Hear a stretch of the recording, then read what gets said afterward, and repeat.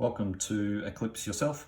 In this video, we're just going to cover the basics of insights. So you can see in the bottom left corner of Eclipse, I have a little insights tab. Tap on that, scroll down the bottom, and I've got one for recovery insights and one for readiness insights. I'm going to tap into recovery insights, and this takes us into the page. So key ones to understand are the top here. So this sort of control panel that works. So we have one for time periods that we can tap on. So if we only wanted to look at our insights over the last 90 days of recovery, I can tap on that. If we wanted to make it a bit shorter, 28 days, 14 days, or even the week, I can just tap on the 7-day one. So we're going to keep it on 90 days for this one. And then we also have our metrics that make up our overall recovery. And what we've done with insights is we can actually tap on different metrics to turn them on or off. So in this example, I've turned off SpO2, blood oxygen, and I've also turned off respiration rate. So I'm just going to turn them back on.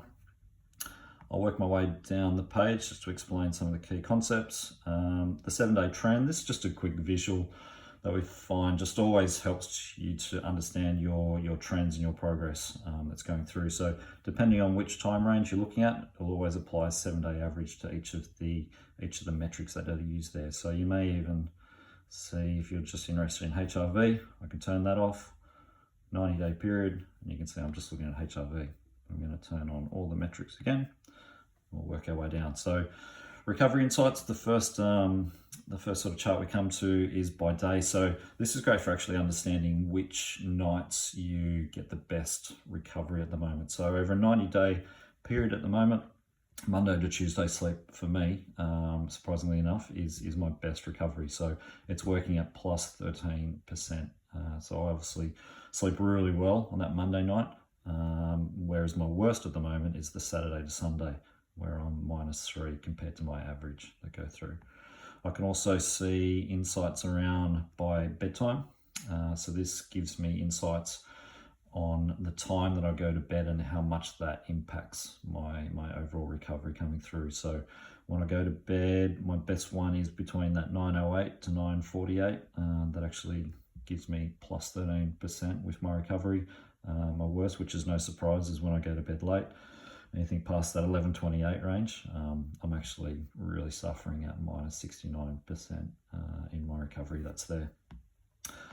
By activity, this is a great one if you're trying to sort of track doing workouts and your overall activity during the day and how your recovery is reacting to it. So you can see in this case over 90 days, I get actually good recovery when I keep my exercise down a bit low, but it's also not too bad as I increase my recovery. So you'll see this one even on my max when I'm burning around that 1200 to 1500 calories per day, my recovery is still in the positive at a plus 1%. Down here with tags is from the daily wellness survey found in the inbox.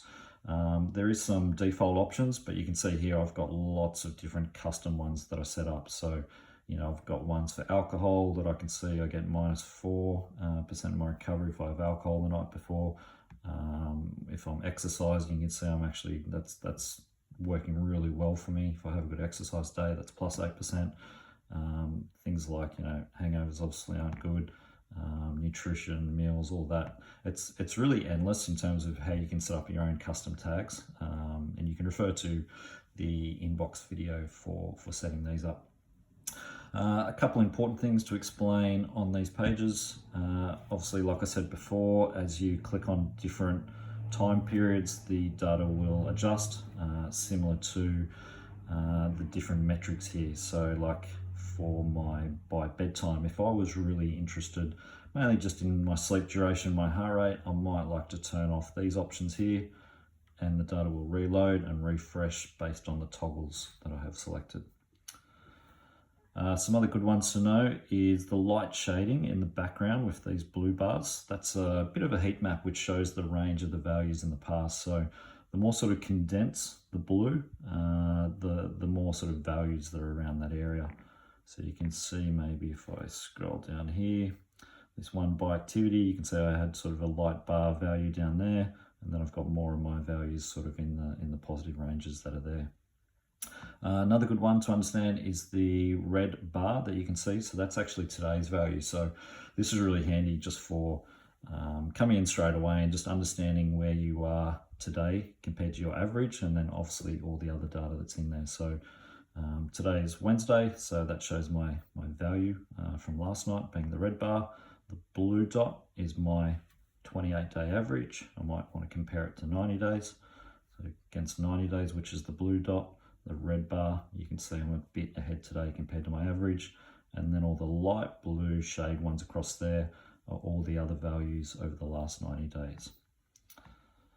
The yellow percentages, we flag them as one being the best, so plus 13% being the best, and minus 69% being the worst. So you'll see them also pop up on the screen.